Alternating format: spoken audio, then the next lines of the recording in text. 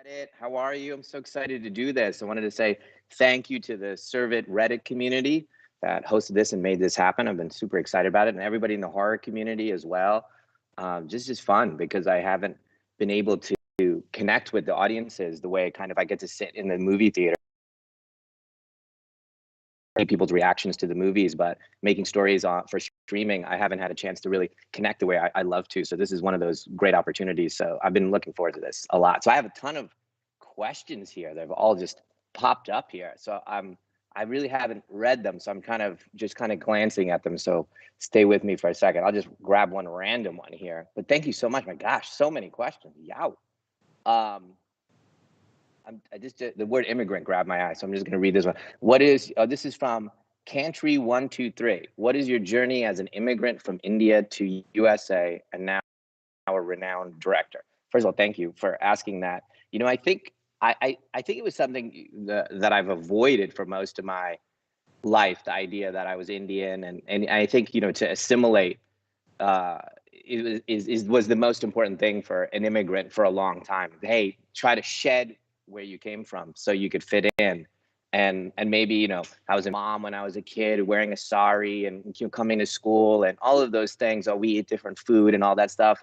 And obviously that was kind of survival mechanisms. But I can see that those things that made me different were essential and really made me made the voice that thing that makes it a little bit different. You know, that I live in Philadelphia and I live in this old farmhouse with this is all old stone done from whenever, you know, forever, where these masons made it in Pennsylvania. And yet, you know, I'm from India and I was born in India, and that collision of those two cultures, I think, is what gives the voice a distinctness. And with regard to Servant, I kind of really have doubled down on that. So I look all over the world for directors and I celebrate why they're different. I want to hire them and make sure that their voices are distinct and different. So I get to see films from all over the world, and I hire directors. In this season 2 of Servant, I think every director was an immigrant except for Ashana,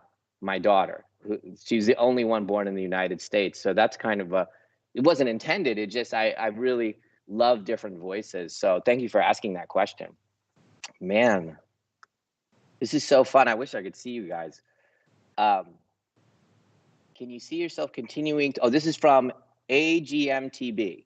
Can you see yourself continuing to work in television shows or limited series, or do you think post-Servant you will return to directing feature films? What are the key differences in directing a show like Servant compared to film? Well, this is a subject that is that's all we talk about here in my office, is how to balance this and how can we do this in a healthy way where it's feeding each other. And I can honestly tell you right this second that Servant has helped me become a better filmmaker for my movie Old, and Old has helped me become a better producer and leader for Servant. So right now it's very healthy. But I could see how they could start to eat each other. But this has been a wonderful experience. Servant has just been a beautiful kind of love of storytelling. And I think because I love people, I love to hang out, and you know, my sets are very family oriented. Like if you came to my sets, you can't tell who the star is and who the PA is and who the cinematographer is. Everyone is just hanging out. We're all equal, and I really connect with them and as friends and family. But I've learned so much being able to be with partners on the show on Servant, because making a movie, at least for me, is a very isolated thing. I'm in here and I write my movie. It takes 6 to 8 months to write it, which is a very lonely thing. And then we start pre-production on a movie. And then that's another, you know, I storyboard for about 3 months. So that's one other person and the cinematographer. So now you're getting close to a year where I've only met and been with 2 people for the whole year. And then we prep and we shoot, and that's a lot of people. And then when we're done shooting, all of that process is 4 months, let's say. Then I'm editing for 8 months with an editor by myself. So it's generally a very isolated experience. And that's 2 years go by for every movie. And that's the way it's been for my whole life since I've been 21. But Servant has allowed me to work with directors and multiple editors and just get inspired and learn from each other.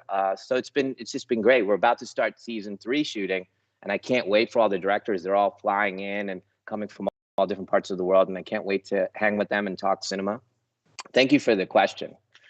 Wow, this is so fun. This is from Causeway Kid. Was Julian's character written for Rupert Grint? And then I think she or he wrote, I can't imagine anyone else playing that character and having the same charisma and sense of humor in an otherwise tense plot. You know what? This thing that you're talking about is so true. There's this kind of, I don't know what we call it, magic, the film gods, or you write something and you hope that that person exists in the world. Like when I wrote the kid for the Sixth Sense character, I was just, someone had to walk through the door that was that kid. That was my hope. And when Haley Joel Osment walked in, I that was it. I mean, there wasn't even another option. When that happens, it's like lightning, where you go, wow, this human being actually existed. This fictional character actually existed in this person. And that was the case with Julian and Rupert. We had tons of auditions from everybody, and Rupert taped himself. And I remember watching him, and he was so good in the audition that I thought, he can't be this good. This can't be. I'm imagining this. There must be. This can't be. It can't be. He's so funny and so spot on and so dark and edgy. And Rupert is one of those lightning bolt casting things that you're right. No one else in the world could have played that part. And by the way, he's the nicest guy. So he's the sweetest, nicest guy, soft-spoken, and then you go action, and then he becomes this like dark guy who's cursing and does all that stuff. So it's just a transformative thing, and he's such a great actor, such a great craftsman. And I think all his time as a child actor, he really took in the lessons from all those amazing adult actors he was working with. I love him. I would, if he lived here in Philly, we would hang out all the time, but he lives in London.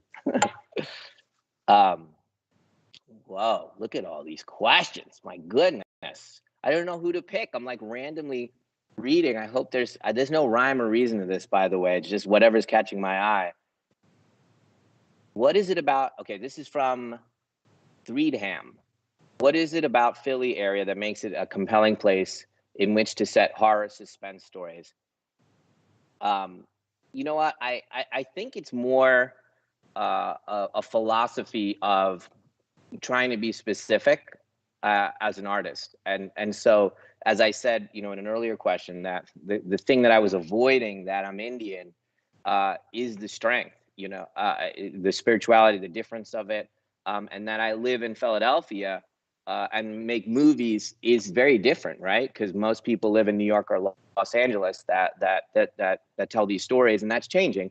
But living in Philadelphia is an unusual thing. So if I double down on what's unique about myself, and not be scared of that, and celebrate it, it's a power.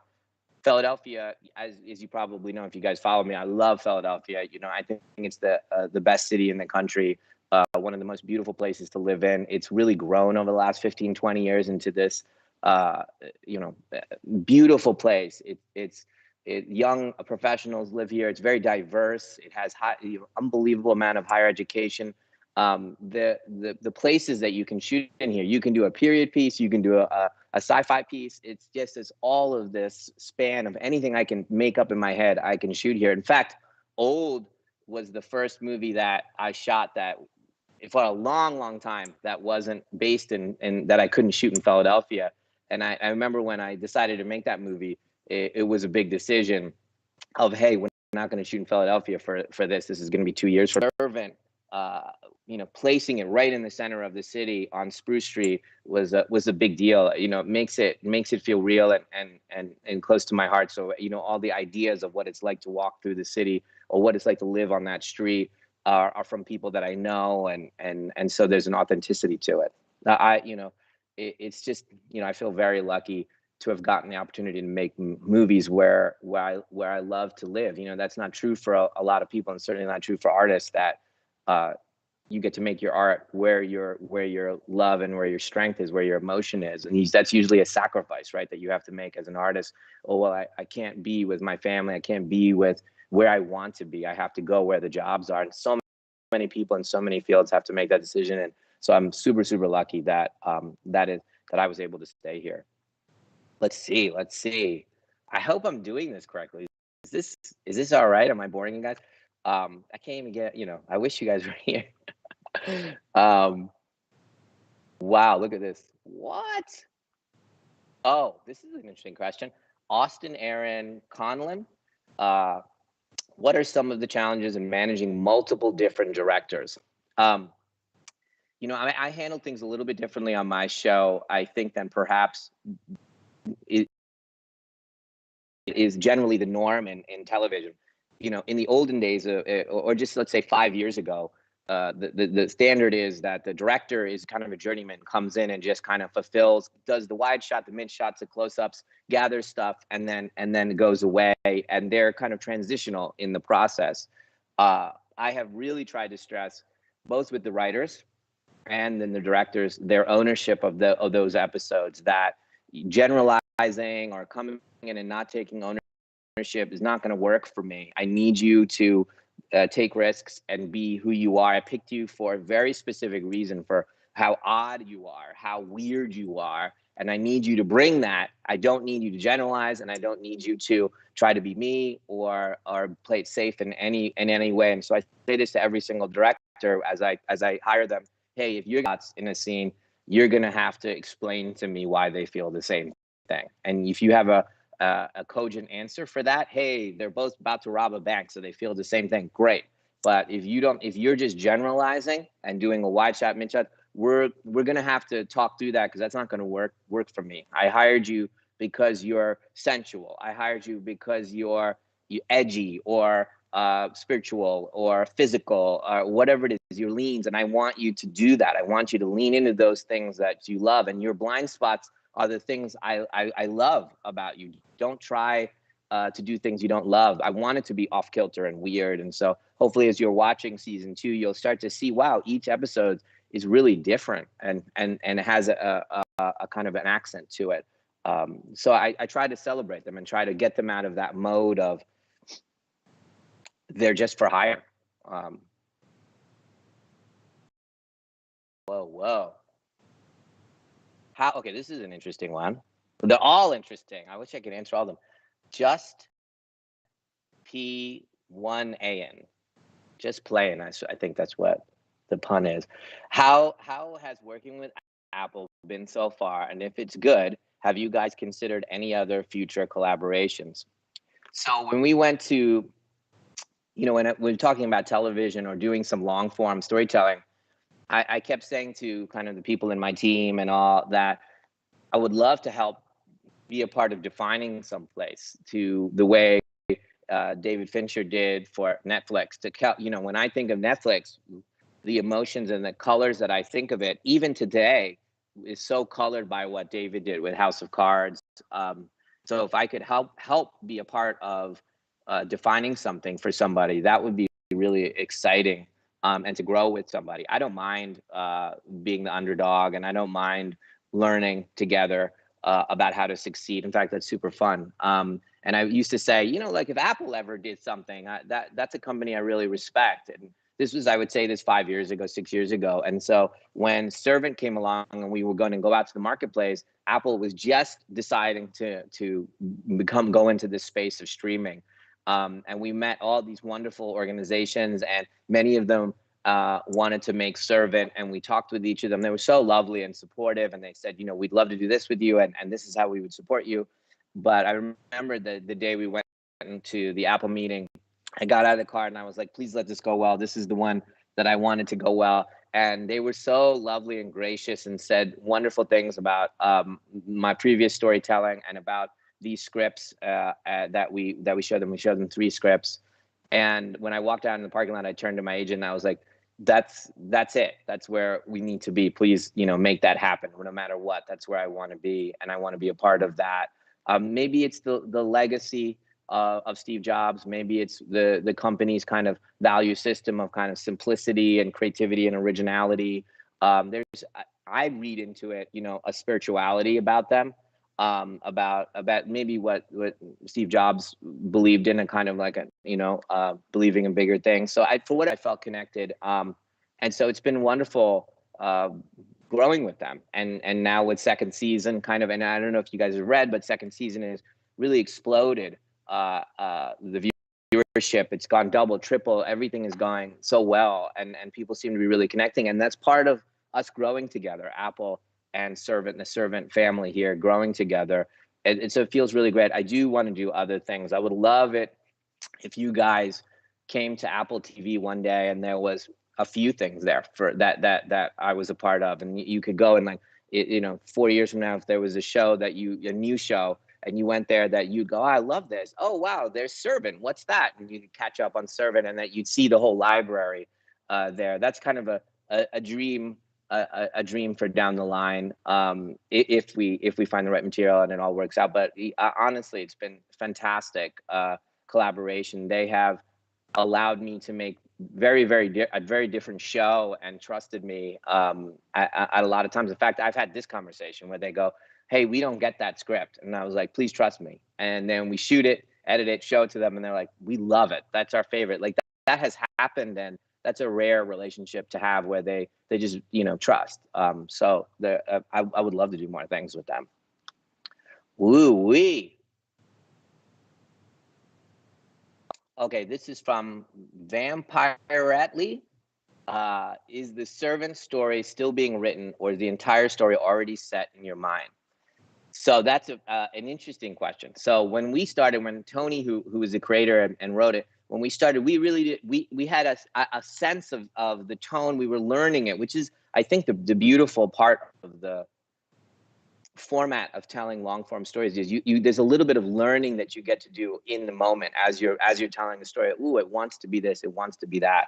So we did that ourselves with the first few scripts, and we knew where we wanted to go by the end of the first season. And I had an idea in my head of, you know, a dream version of where it's going to go. Like if I could tell you right now, which I won't, but if I told you what the entire show was, I could articulate it. But what ended up really happening, I think, was when the pandemic struck, and we stopped shooting midway through second season, it was a really beautiful moment for me to reflect and be quiet at home, because we couldn't do anything, and keeping everybody safe at home. It was that rare thing, I think, that we're all missing, where we just stop for a second and we just reflect on what we're doing. Is it the right things? Are we happy? Are we feeling happy? Or are we just on the treadmill, you know, going in a direction that we didn't choose? But and so I did all that reflecting, and I would be in the library, because we didn't know how long it was going to be at that time. We thought it would be 4 weeks or 5 weeks or whatever. But I have this library at home, and there's this whiteboard. And on the whiteboard, I just started writing down ideas. And then I go, well, you know what? I'm just going to fill that whiteboard with all the ideas I have for Servant. And then once it's full and I feel like I've gotten all these ideas out, I'm going to try to organize them. And so I did that. And as you know, the pandemic kept going, and we were at home, and I ended up outlining it, and it started to fit into parts. And I went, wow, this feels like 20 parts. So I saw it out there, and I went, wow, it wants to be 2 more seasons. That's what it wants to be. So I outlined it all, and then we hired writers, and I went through and I said, here's the 20 episodes. So let's work on the first 10 here for season 3. So the answer is, yeah, we do know now everything, and in fact, we're writing right now all the final 10. Oh, this is funny. Mobius X, Knight, love the show. If you were to order a pizza from Cheese's Crust, what would you get? My daughter directed that episode. We have all these Cheese's Crust T-shirts at home, and we love. I should have worn that today. But your question reminds me of the fact that, like, when before the pandemic, my daughter, who's an athlete, she plays this sport, and we go around all over the country to these tournaments. And one of the things we do as a father-daughter thing is try to find the great pizza places in that city. So after the tournament, if she won or she lost, we go find that, a pizza place. And I remember going to one in Virginia with her, and we went to this cool little pizza place. And on the pizza, they had this kind of chili oil that they put over the pizza, and it had some sausage and arugula and things. And dude, I was in heaven. Even now as I talk about it, I want to go back to that same pizza place. Just heavenly. So I mentioned that to Chef Drew, who is a consultant chef, and I said, put a little chili oil. So he did one of those. So after each take was done, there would be a pizza, and then they would eat a slice, and then the rest of the pizza would go to the crew, or that day all the producers showed up to eat the pizza. And so that's the one I would get. There's a little chili oil on it with a little sausage. So that's my, and even now I'm getting very hungry, guys. By the way, we did this at 12 Philly time, which is I eat at 12, like on the dot. So that was a terrible question to ask me at this point. Let's see. Wow, look at all these questions. Well, this is an interesting. Let me see. Hold on. That's similar to the one. Did you find it? Yeah. Oh, this is good. Organic Duck 222. Where do you find inspiration for your stories? Do random ideas just pop into your head?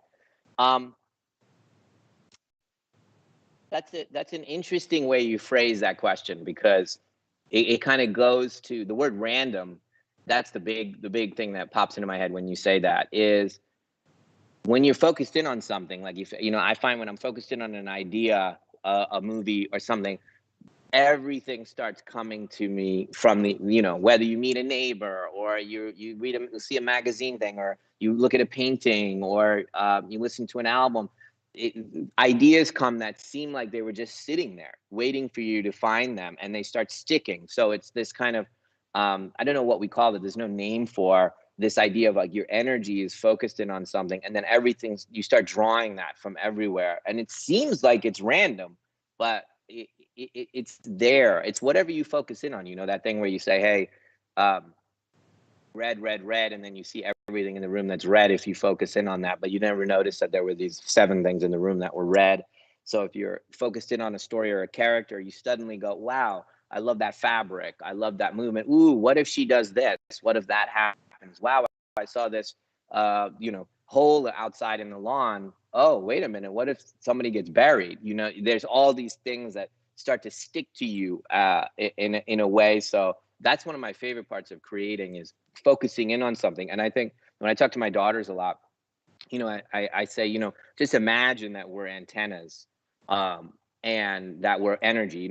Put aside if you believe God or this or the universe or that the physics of it, that we're battered like antennas of energy. And if you focus in on something specific, you start drawing that frequency back to you. So the more specific you are, the more that it's going to come back to you. But most of us are very blurry about our thoughts. We're always very kind of ambiguous and blurry, and there's, insecurities and and that's what comes back to us. Events and circumstances that keep coming back and create a blurriness to our understanding of the world and what is our agency in the world. So creating, for me, since I was a little kid, has given me such a great sense of agency. I was saying to my head of my company here that the beautiful thing is, when I'm upset or stressed or this or about life, or, the thing that calms me is creating and writing the character and figuring out the story. So I think it's my way of connecting to something larger and feeling that that's truthful, that I am connected to something larger. Let's see. By the way, all your usernames are hilarious. Wow. Oh, this is a good one. This is from Lords of Us. 2 o'clock was phenomenal and some of your finest work. Thank you very much. How do you select the episodes or projects in general you helm? More specifically, what about 2 o'clock excited you as a filmmaker? Thanks. Thank you so much for the compliments. I try to that are daring as they're getting written. Something that scares me, something that I feel is going to be a challenge for the actors, something that needs to be finessed, or where they're going to have to take a leap of faith. And so as the kind of, person supervising everything and telling them to be okay and be safe, that I try to grab those episodes and say, okay, I'll be there for that one, and I'll guide you there so that they can take huge risks. Not that they wouldn't with the other directors. It's my way of being there at the hardest moments.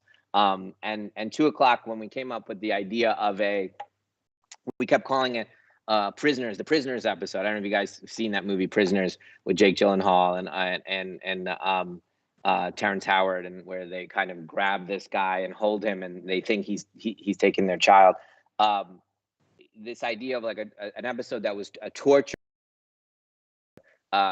was really powerful idea. And I remember sitting with the writers and the people on our show. We were on this big conference table, and they were like, this is pretty disturbing. I'm not sure I could stay with Dorothy if she did these horrible things. And I said, I'm not sure I relate to her, they were saying. And I said, let me just be really clear. I love you guys. And you guys know that. I love everyone in this room, and I'm really connected to you guys. But if I thought you had my child, I would chop you up into small little pieces so easily without losing a little bit of sleep, because you're going to get my child back. You guys, I would just annihilate you. And their faces were all gray. And I was like, I'm the dad. You can imagine what the mom's feeling. I was like, there is nothing that's going to stop a mom from getting her child back. So that belief system was imbued in there. And I was talking to Lauren about that, and that kind of that dark side of the don't cross the mother, that vibe. So that's what drew me to that particular episode. Wow,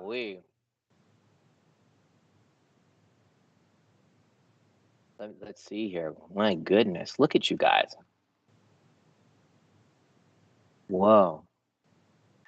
This isn't, I don't know the answer to this one, so I'm just going to read the question and then think about it for a second. This is from Tyrell.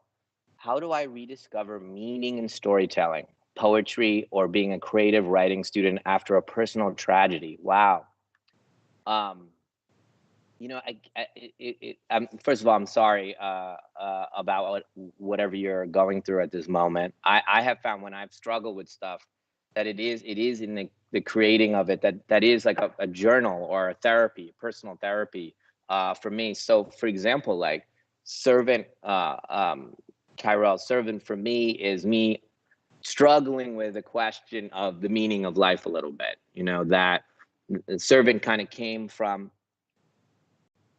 why I'm drawn to it is from this question. I saw this documentary on a father that had would take his child to work every day, a baby, and he would drop the child at the daycare and then go and get breakfast at this kind of morning breakfast place and then go to work. But on this particular day, he goes to the breakfast place first and he brings his child.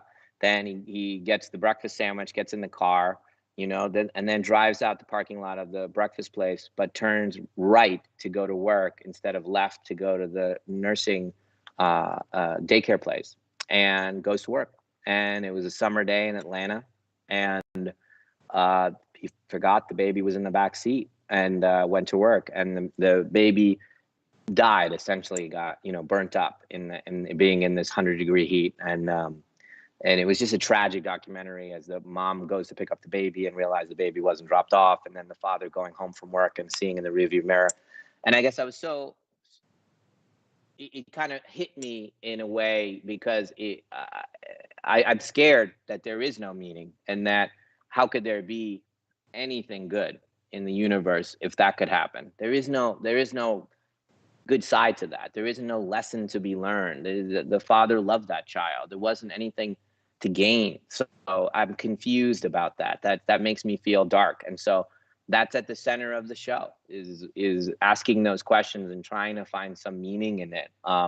So I guess what I'm saying is I use it a lot as therapy and creative work. I make it important to me. And I have wanted to my life, rather than saying, hey, this is my entertaining movies and these are my meaningful, try to do them together and try to entertain and acknowledge the audience, but also tell you where I am emotionally. So to put those together, and that's a delicate balance, because you have to be giving to the audience as the entertainer, knowing the humility that you are there to entertain, but also saying, hey, this is where I'm at and this is what I'm feeling. I'm struggling a bit. And so I hope it's actually the creative writing is the gateway to healing for you. It has been for me.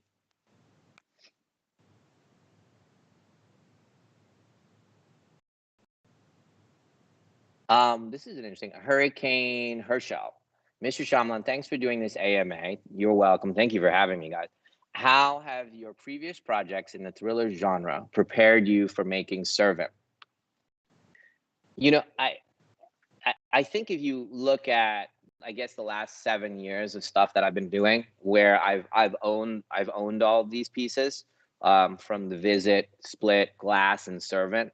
Um, one of the things that's been important is that they're super contained. That I love that. So it's the thing that I find exciting. When I realized, hey, the thing that I love the most, which is super contained minimalism, actually is easy to make and doesn't cost that much, and then the execution of that storytelling is the CGI, is the action sequence, that the dinner table scene, the walking up the stairs, the opening that door when the sound effect is there, who's in that room. That's the action sequences for me. I can actually make that in a small way and do that.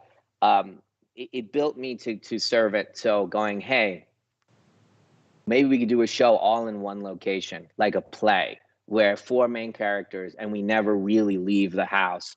And thereby we can really concentrate on execution at the highest level. What that has done has allowed me, 1, to have creative control through everything, and 2, to make mistakes and fail and go back. And so, like The Visit, when I'd rented a house for The Visit and for the movie The Visit, and kept going back. We just kept the furniture in there and we just went back. I said, oh, I need to reshoot that. I need to grab this, and I just make it better, look at it. And we do that on Servant all the time. I tell the directors and I tell the actors, take huge risks, because if we miss, I'll tell you, I didn't get it. I don't think we got it. Let's go back again, and you get to try it again. And all the directors and actors, they love that. They love that they get to go back and try it again. So that process from the movies has really brought Servant to life here. I remember reading one of these. Hold on, if you don't mind for a second. There was something. One of you guys, I saw something about a house. Where was that? House. Ooh, okay. So I think this is the one I saw. You might have a multiple house question. Wrapped in Plastic asked, so much of the show takes place within the house. We rarely leave it. How much of that is plot driven versus artistic choice? Both. It's both. It's the canvas of how to tell the story. I think it's what sets it apart. We're a very simple, small, economical show, and that's our power. That we never leave the house. I remember telling Apple, hey, I think it's going to all stay in the house. And I think as the scripts came in, they were very kind of like, wow, the first 3 scripts are all in the house. That's pretty cool. And then 4, 5, 6 came in and they were like, wow, it's still in the house. Pretty cool. And then we get to episode 10 and they're like, wait a minute, you didn't leave the house for the entire season. And I was like, I told you. And then the scripts for season 2 came in and they were like, wait a minute. You're really never leaving the house? And I was like, no, I don't think we ever leave the house. And what I've chosen to do, and you guys will see this as the show expands a bit, and you saw it in the episode I just directed, 204, the house will expand. So in season 2, it expands to the attic. And as we go through the show till its final episode, you'll keep expanding what we call the house, but it never leaves the house. And so that's part of the rules, and that give me discipline. I as a viewer, let me go back a second. I feel great storytelling allows the audience to master that particular language. It can be a soap opera, it can be a musical, it can be a horror, it can be an indie film, but they're very consistent with the language from go. So within a minute or two, you've when the filmmaker's doing it correctly, you've mastered that language and go, oh, this is the humor level. Oh, this is Edward Scissorhands. Okay, it's a hyper world. Oh, it's David Lynch. Okay, it's this way. And once we've had that discipline, you can really enjoy the language that you're hearing. You can hear everything that we're saying, and I think limiting the show has been a fantastic way to make you guys fluent in the show. And as we slowly expand, it becomes exciting, and you cherish every one of those moments. So thank you for that question. Whoa, let's see here. Let's see. Oh, this is a funny one. Confident Bake 2961 asks, in season 1, what were Sean and Julian drinking with the soda water? Those were tequila slammers. You're right. You said you get those were tequila slammers. That's a funny question. We eat a lot. We don't drink a lot on set. Apple, don't worry, we don't drink a lot on set. But we do eat a lot on set. So a lot of the food is made right there, and we can smell it. And you get on set, and they're making whatever it is, some kind of pasta ragu or something, and everybody's like, oh, everyone starts to get hungry, and so I sneak a bunch of it. That the kitchen in Servant is a working kitchen, and Toby, who plays Sean, has learned to become a great chef, and he's always cooking the meals that he's going to be doing in that episode. So he's trying it out, and he's like, here, try this, try that. And so we're constantly eating and all. But and although Julian's drinking a lot, we don't partake in the alcohol in the same capacity. Let's see here. This is an interesting one. Sarcastic Blaster 0390 asks, is there much that you leave on the cutting room floor, or do your works tend to come out pretty much how you envision them to be? I think they're more, this is an interesting question, because I think Servant is really different in that I board every single shot. So if you came to our offices, for a long time, we had the pilot episode with every single shot, or 109, which I also directed. Every single shot was there, and you can watch the episode in drawings on the board. And we shot only those shots, and that's what's in the show. And the directors that have come in, I've asked them to formalize their process more than normal.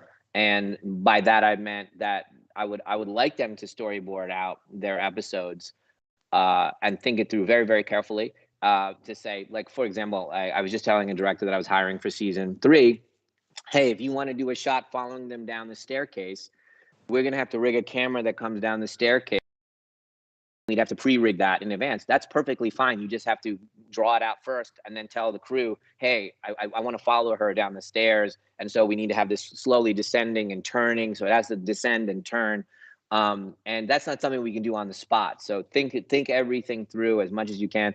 So I encourage them all to storyboard every single shot. Then they can throw it away if they want to, or come up with whatever they want to on the day. There's nobody's holding a gun to their head for that.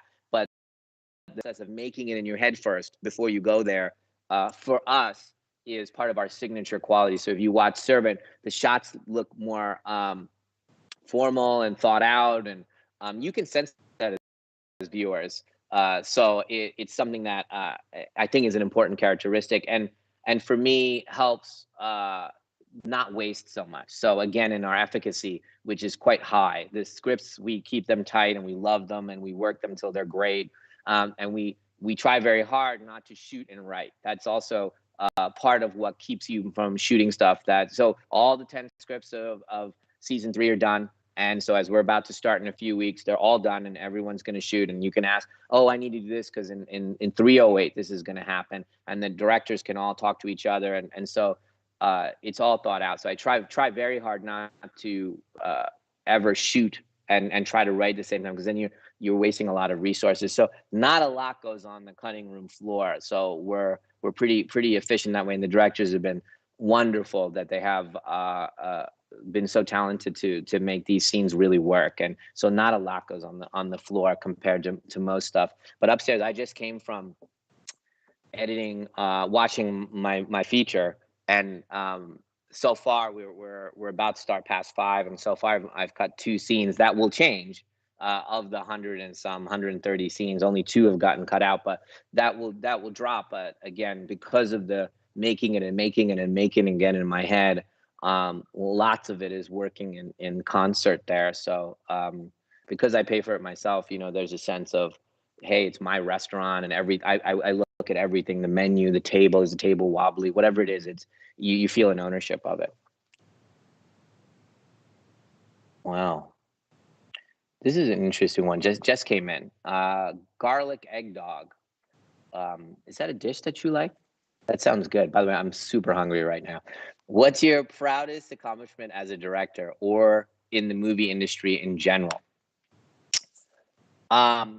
When Split became #1 in the United States and around the world, it was the 3rd decade that my movies had been #1 in the movie theaters around the world in the United States.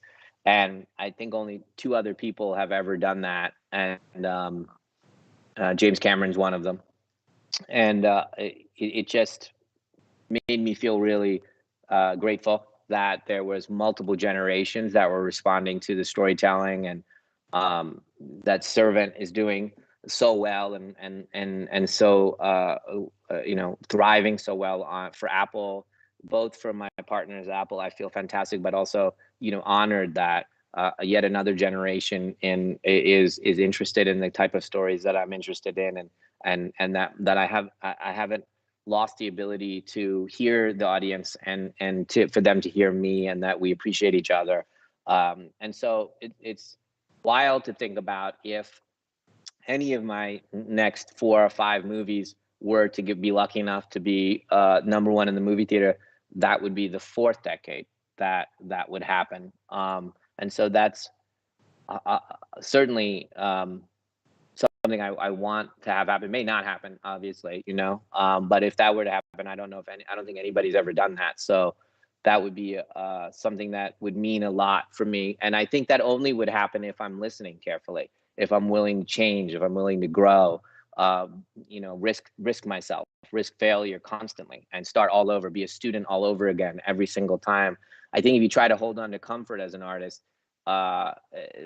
that's survival. That's you protecting yourself. And I think as an artist, we just can't protect ourselves. You just have to put your chin out there and let people hate you or love you or get it in that moment. And that's okay.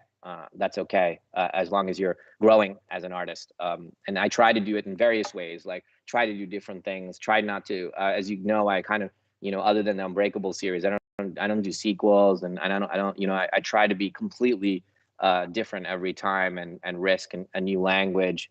And so, it's scary. And as long as I'm willing to fail, well, I'll keep trying that. I hope I can always have that feeling that I'm willing to fail. So far, I think that was, the thing I'm most proudest about is that connection to the audience over these years since I was a kid, since 21.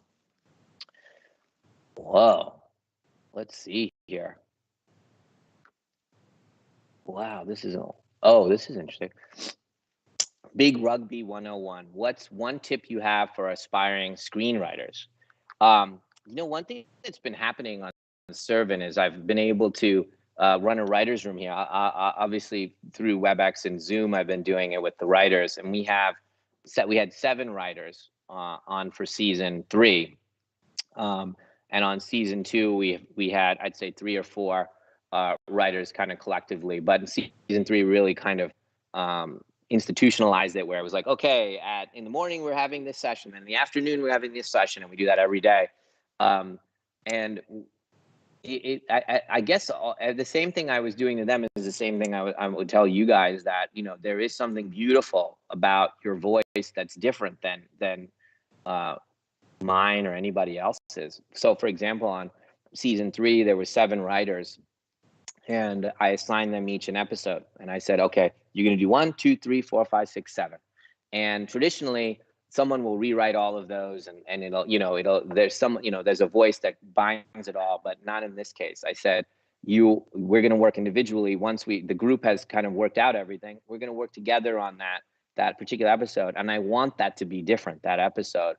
I've stressed to them that their limitations, what they're calling their limitations or their blind spots, that's part of the beauty and the magic of who they are as artists. So so episode, like, my daughter was one of Shauna, who's written and directed for the show. She's one of the 7 writers, and what she is great at, the kind of witty humor and that kind of thing. Like, if you know, she has a kind of a wit about her and a dark kind of irreverence. I don't know where she gets that. And if she, so to double down in that, and that the things that she's blind to and that she needs to grow and work on are currently still an amazing asset, because the story won't go in those directions. And so she naturally hears it in a certain way. Then the next writer has a completely different set of assets that I try to celebrate in her. So I would say to that next writer, Alyssa, you're fantastic at mythology and this, and so double down on that. Then we go to the next writer, hey Henry, you're great at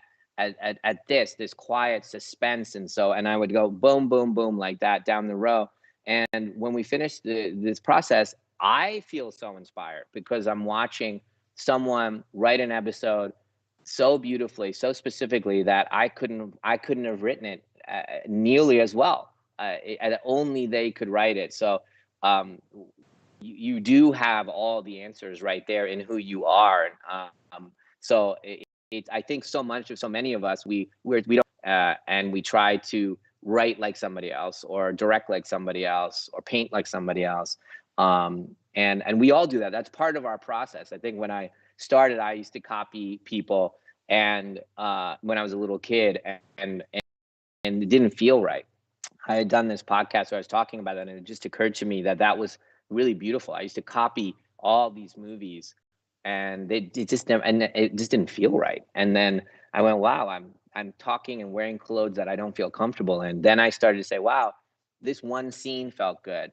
What was it about that scene that felt good? Huh? And I would analyze it. I did a movie for Miramax, and there was this one scene in it that when I was directing, it felt really good. I was 22, I think 23 when I directed that second movie.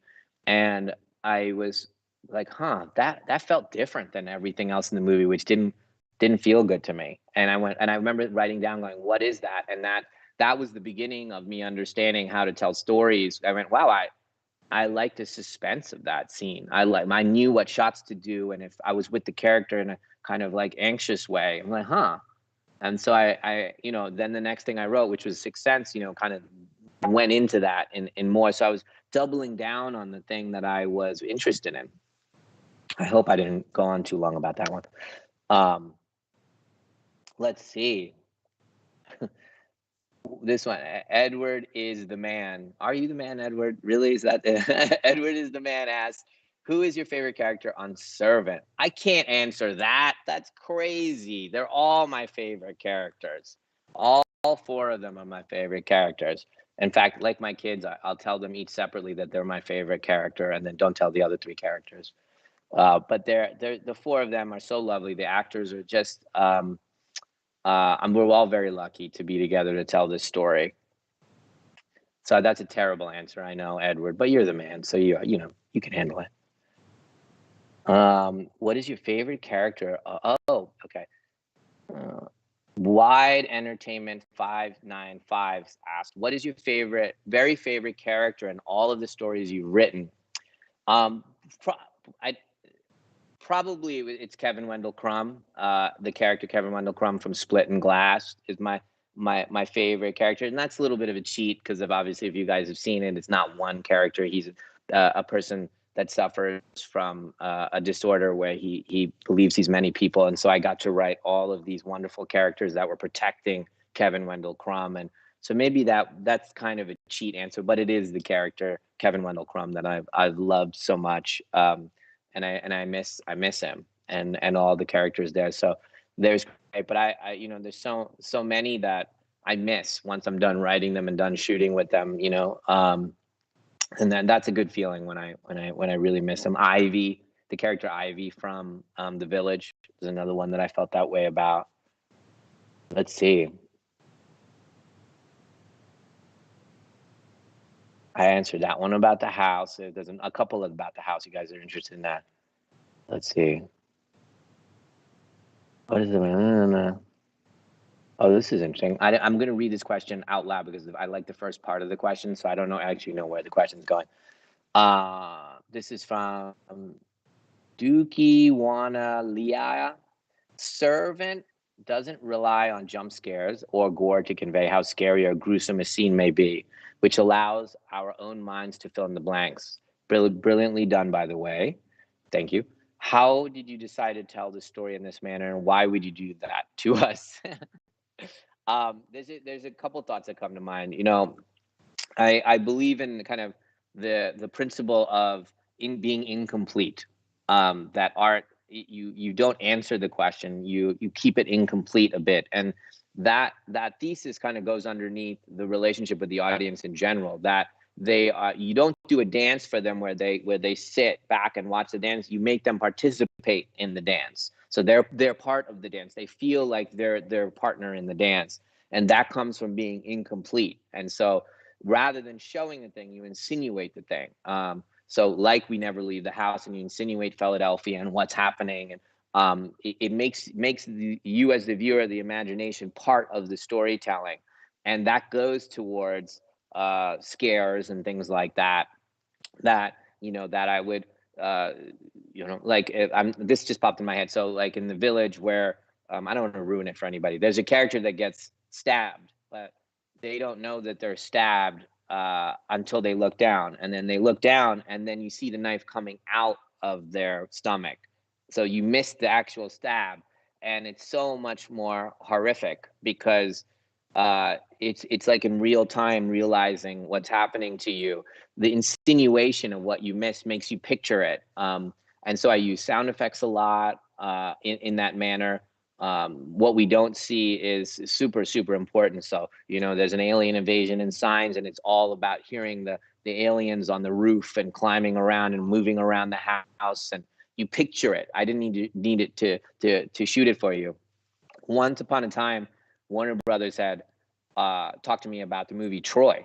And if you guys have seen it, it's the Battle of Troy. It's a real giant, amazing screenplay, amazing story. It was just one long action sequence. And when I was thinking about making it, I was imagining individuals fighting in front of a wall or something where you didn't see the thousands of people battling, but you hear them, and you're dealing with the intricacies of these like two people fighting rather than thousands and thousands of people. So my head constantly just goes to what you don't see, and that you're not prepared then when I show you something. So you go 0 to 60 really fast, and that off kilter arrhythmic storytelling makes you very uneasy as an audience member. And you don't realize I'm raising the hum of the room or something, so you feel tighter and tighter, and you're grabbing your thing. But all of those subtle, invisible ways of moving you in the direction that I want you to move in. Let's see here.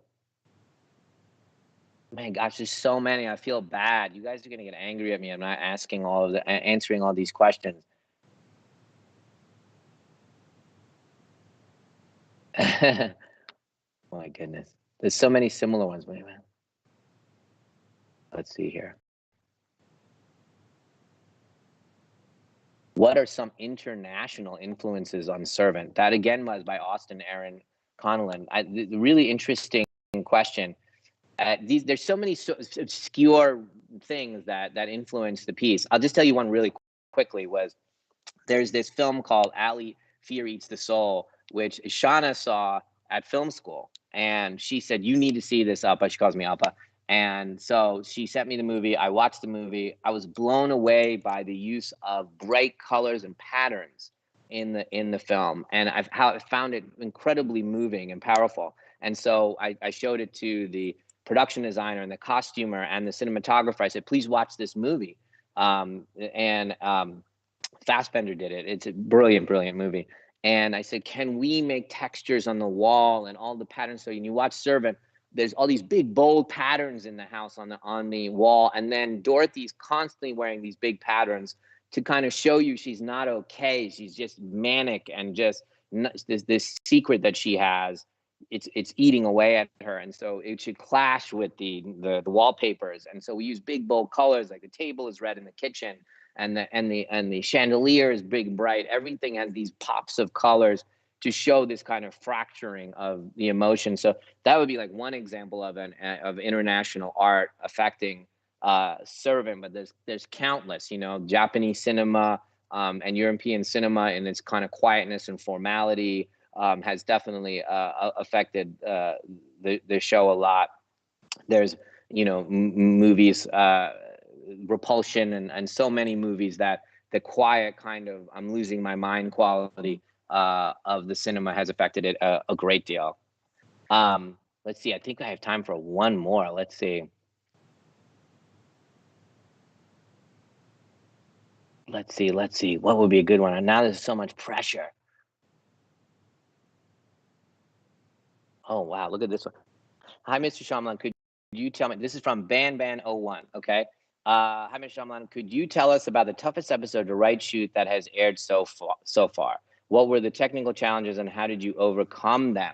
You know, it's just a practical thing, because when the pandemic hit, we had to stop so suddenly, and then when we came back, we had these tough parameters. So it was what I love to do, as I said, I love to go back and reshoot stuff, but we didn't quite have that ability to the way I would have wanted to. Two was it's a miracle that we could pull it off, and so it was very challenging. We had to anticipate everything that we needed in advance. Why don't we shoot this extra thing?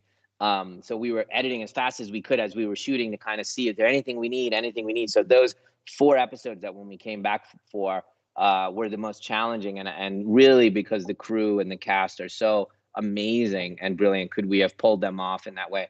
And definitely my daughter, who was quarantined with me, and I just, you know, abused her and made her write, had saved our butts in season 2. She was amazing. So there's so many things, and I love those challenges. It's in the limitations that we become the best versions of ourselves. That's why I choose to do things very limited and minimalistic, and to push ourselves. I don't want it to be easy. Man, I've just had so much fun answering all these questions. I'm sorry if I didn't get to all the rest of your beautiful questions. I would love to do this again one day and maybe answer more questions for you guys. Look, I hope that you guys have been feel connected and inspired by everything. I'm so grateful to be telling you guys this story. I'm learning a lot, and it's really interesting telling a multi-year story to you guys and having you guys grow with it. And you've been so generous in your responses to the show. We're going to do our very best to make every single episode excellent. I want to thank again the Servant Reddit community and the horror community for doing this. And if you guys, I think after we're done here, you guys are going to see a little like sneak peek or something of episode 205. So that should be really great. And wait till you see where this season is going. Woo! You guys are going to be really excited. Thank you so much, guys. I'm going to get some pizza now. Thank you, guys. Take care.